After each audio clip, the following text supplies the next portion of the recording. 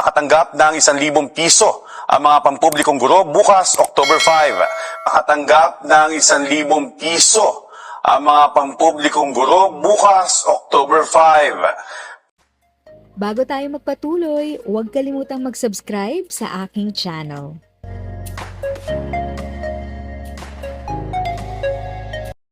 Thank you sa pag-click ng aking video. Good day po sa lahat ng mga nanonood. Sa mga bagong viewers at napadaan lang, by the way, I'm Tita Eda. Welcome to my channel. Ang channel na maghahatid sa iyo ng dagdag kaalaman tungkol sa government services, bagong mga balita at informative videos na galing sa legit na resources. Mag-subscribe na para updated ka. Makatanggap ng 1,000 piso ang mga pampublikong guro bukas October 5. Paliwanag ni Makati 2nd District Representative Luis Campos Jr., bahagi ito ng World Teachers Day Incentive Benefit. Bilang Vice Chairman ng House Committee on Appropriations, sinabi ni Campos na naglaan ang Kongreso na 912 million pesos para maibigay ang benepisyong ito sa mga guro. 2019 ay naging bahagi na ng General Appropriations Law ang World Teachers Day Incentive Benefit. Isinusulong din na itaas sa 3,000 piso ang benepisyong ito ng mga guro. Kinilala ni Pangulong Ferdinand R. Marcos Jr. ang papel ng mga guro sa pagtutulong ng edukasyon at pagsubok sa mga susunod na henerasyon ng ating bansa. At sa pagdiriwang ng National Teachers Month, tiniyak ng Pangulo na patuloy na sisikapin ng kanyang administrasyon na tugunan ang kanilang mga pangangailangan. Si Glazel Pardilla sa detalye. You teachers did not just impart the wisdom necessary for us to flourish, you have also instilled in us the values that guide us through life's challenges. Maraming salamat. Mabuhay kayong lahat ng mga guro, mga ma'am, mga sir. Ang sipag at dedikasyon ng mga guro, binigyang pugay ni Pangulong Ferdinand R. Marcos Jr. sa pagdiriwang ng 2024 National Teachers Month. Malapit sa puso ni Pangulong Marcos ang mga guro na propesyon din ng kanyang may bahay na si First Lady Liza Araneta Marcos at kanyang ina na si dating unang ginang Imelda Marcos. Saksi ang Pangulo sa sakripisyo ng mga guro mula sa kanilang pagtuturo hanggang sa pagtulong sa mga komunidad na lagpas na sa kanilang tungkulin. Pagka may piyesta, pagka may malaking birthday, pagka may VIP, may mga big shot na darating. Anong gagawin ni Mayor? Tatawag. Si Superintendent, tawag mo. Kailangan, yung mga teacher, maghanda tayo. Gagawa tayo ng dahil may bisita. Nakakikita mo yung mga teacher, yun, nakakanta sugat-sugat na yung mga daliri, kakatamtax dun sa tablecloth para Tapos dun sa loob ng kusina, makita mo yung mga teacher, nako, tune-tuneladang pansit ang linuluto.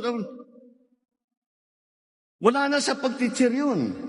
Kaya I think I'm safe in saying that not only will the schools not work without teachers, the community will not function without you. Maraming hamon na kinaharap ang mga guro, kaya puspusa ng Administrasyong Marcos para tugunan ang kanilang pangangailangan, gaya ng pagtupad sa Expanded Career Progression. Batay sa Executive Order No. 174, binibigyan na ng oportunidad ang mga guro na paunlarin ang kanilang propesyon sa pamamagitan ng pagpili sa pagtuturo sa silid-aralan o pamamahala sa mga eskwelahan. Wala na ring guro sa mga pampublikong paaralan na magre-retiro sa isang entry-level posisyon.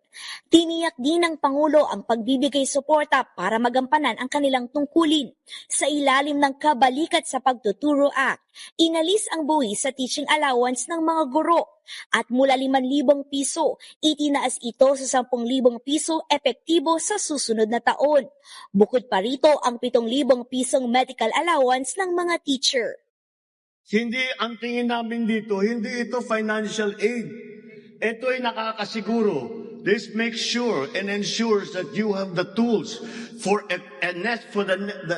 that are necessary for your effective teaching. Para lalo pang pasiyahin ng mga guro, naghandog ng mga nakaaliw na performance sa kanila.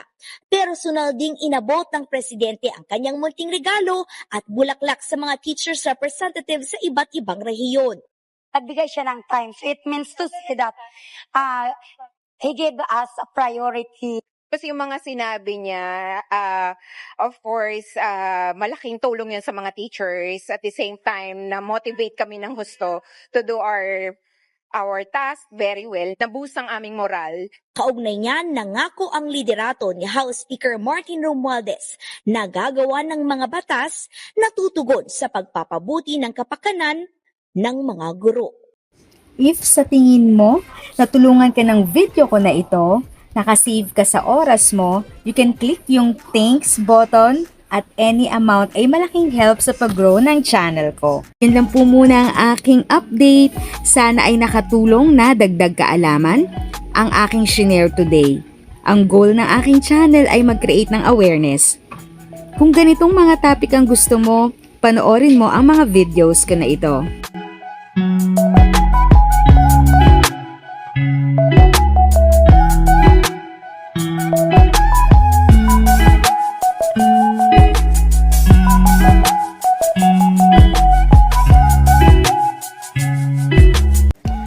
Thanks for watching! Kung may kapamilya, kaibigan o kakilala sa tingin mo ay magiging interesado sa video, please share or tag sila sa comment section.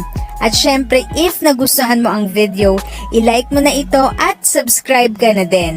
As always, feel free to write your questions, comments, and opinions respectfully. And continue to be a blessing and stay safe!